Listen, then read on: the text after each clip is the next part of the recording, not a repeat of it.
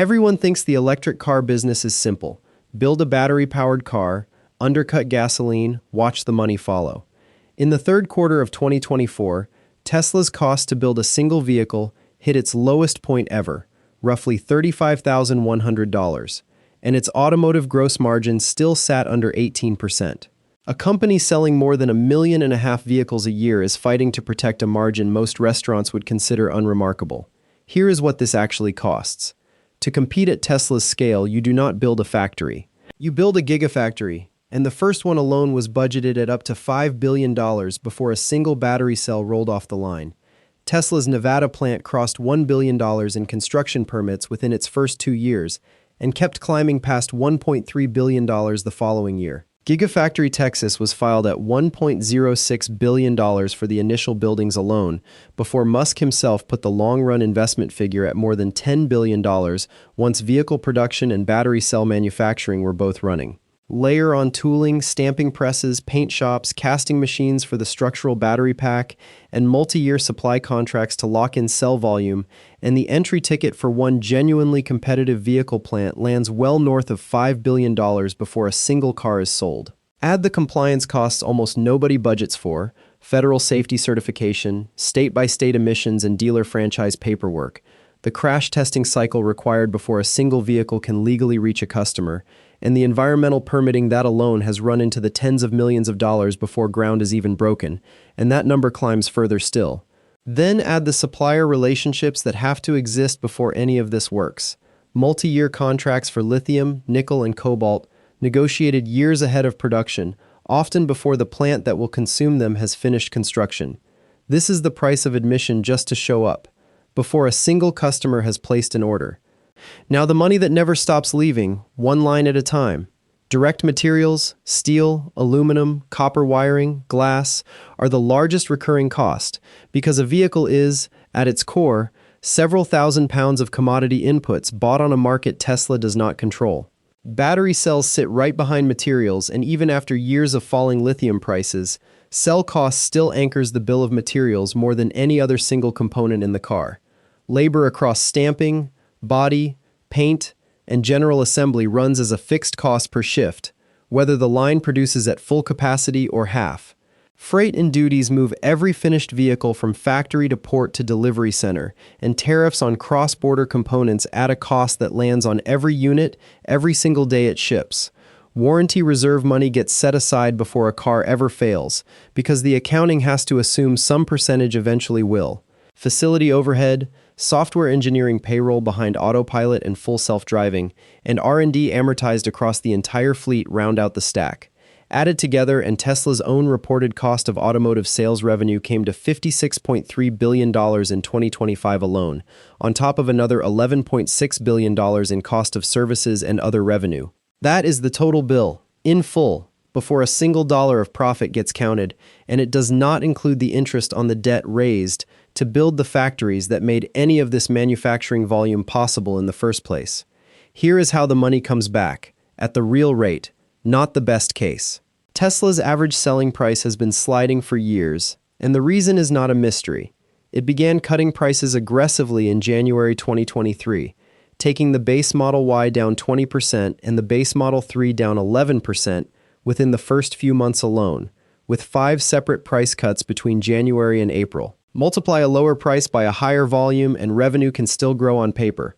Multiply a lower price by the same cost structure and the margin shrinks underneath it. Tesla's total automotive gross margin was 19.4% in 2023, fell to 18.4% in 2024, and slid again to 17.8% in 2025. Strip away the pieces of revenue that are not actually vehicle sales, energy storage, software, service, and the core act of building and selling a car is running at close to the thinnest margin Tesla has posted since before the pandemic. Net margin, shockingly thin.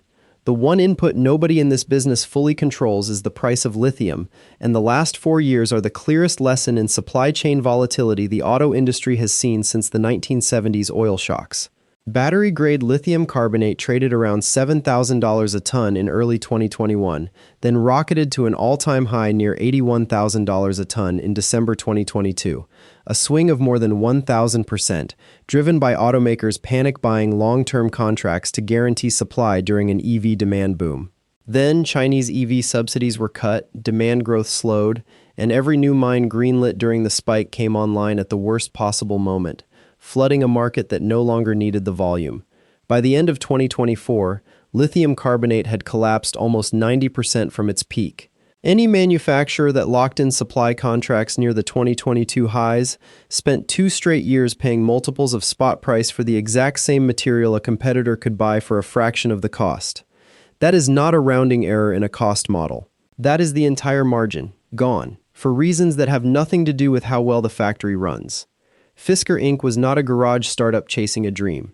It was founded by Henrik Fisker, the designer behind BMW's Z8 and Aston Martin's DB9, and at its peak the company was valued at $2.9 billion. Its Ocean SUV drew real order numbers, real investor enthusiasm, and critical praise for its design. But behind the scenes, Fisker's own later bankruptcy filings revealed the company was already facing potential financial distress as early as August 2023, less than a year after the Ocean began shipping. It had produced only around 10,000 vehicles against far larger production targets, and quality problems followed nearly every one of them into the field, including a recall over warning lights that failed to display correctly. By April 2024, Fisker withdrew its full-year financial forecasts entirely, a signal that management itself no longer trusted its own numbers. Talks with a larger automaker, reportedly Nissan, for a partnership or acquisition fell apart. On June 17, 2024, Fisker filed for Chapter 11 bankruptcy, listing between $500 million and $1 billion in assets against up to $500 million in liabilities. The bankruptcy plan was approved that October. Shareholders recovered nothing, and the company remains under SEC investigation. This was not a failure of design talent or brand appeal. Reviewers liked the car. It was a failure to survive a cash crunch inside a business where fixed costs do not pause for a slow quarter. This was not bad management. This was industry structure. There is a cost sitting inside Tesla's income statement that most people watching the stock never look at closely enough. For over a decade, Tesla has sold regulatory credits to other automakers who cannot hit government emissions targets on their own vehicles. That revenue line grew from just $169 million in 2015 to a peak of $2.76 billion in 2024, and in that single year, it represented close to 40% of Tesla's entire net income attributable to common shareholders. Look at any one quarter on its own. Tesla ships a car, books the sale, reports a profit, and the transaction looks completely clean. But layer in that a meaningful slice of the profit behind that quarter came from a compliance credit market Tesla does not write the rules for, and the picture changes entirely. In 2025, as emissions policy shifted, that same regulatory credit revenue fell 28% to $1.99 billion, and the credit value per vehicle sold dropped to roughly $1,218, down from nearly $4,000 per car a decade earlier, when volumes were smaller. A revenue line that size disappearing in a single policy cycle is not a rounding error sitting on top of a business already running under 18% margin. It is the difference between a strong quarter and a mediocre one, and it is a difference that shows up in the headline profit number without ever being flagged as a separate risk line for investors to weigh on its own. In December 2023, Tesla issued the largest recall in its history, more than 2 million vehicles in the United States, covering nearly every Model S, X, 3, and Y on American roads.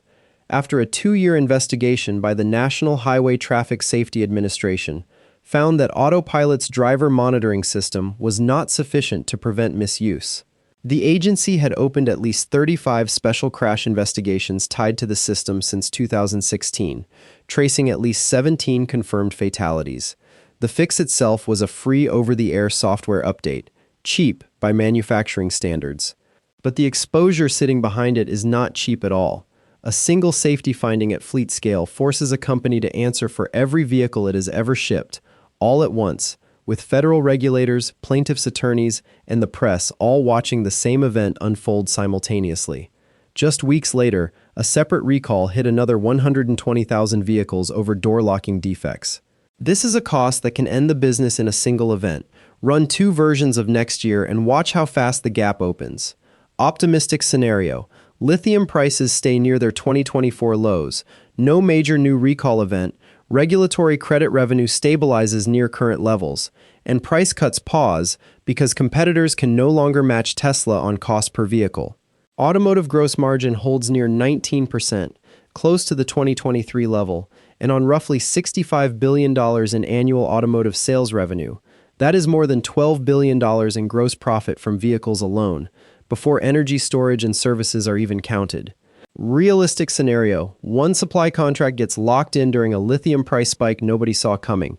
One safety investigation forces another multi-million vehicle recall, and one more round of price cuts becomes necessary to defend market share against Chinese manufacturers now selling comparable vehicles for thousands less. Margin compresses back toward the 17% range already seen in 2025, regulatory credit revenue keeps sliding as policy shifts further, and gross profit from vehicles alone falls by well over $1 billion year over year, before a single dollar of capital expenditure on the next gigafactory is spent. The difference between those two scenarios is one commodity cycle, one regulatory finding, and one pricing decision made by a competitor on the other side of the world. None of these are exotic disasters. All 3 happen to someone in this industry every single year, and in most years, they happen to more than one company at the same time.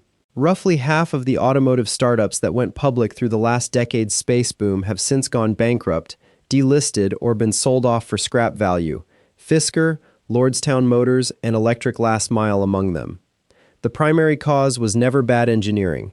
It was running out of cash before production volume caught up with fixed costs. The companies that survive share a handful of concrete, unglamorous habits.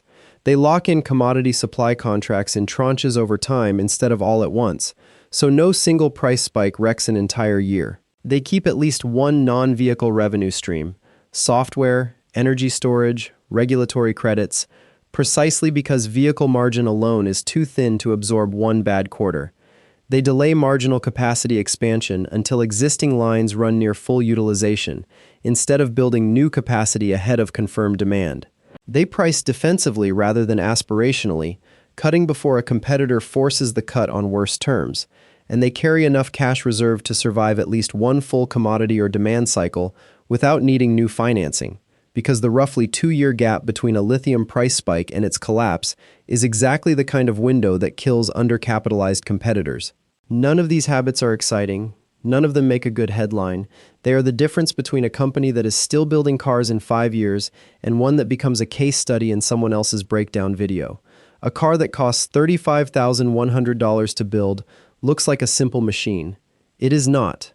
It is the output of a $5 billion factory, a commodity market that can swing 1,000% in 2 years, a regulatory credit system that can shrink by 28% in a single policy cycle, and a recall exposure that scales with every vehicle ever sold. The real product being sold here is not the car. It is the ability to survive all 4 of those risks at once, quarter after quarter, at a margin most industries would consider too thin to bother with, in a business where one bad supply contract or one delayed recall response can undo years of careful cost discipline in a single quarter. Subscribe if you want the real numbers behind the next company everyone assumes is simple.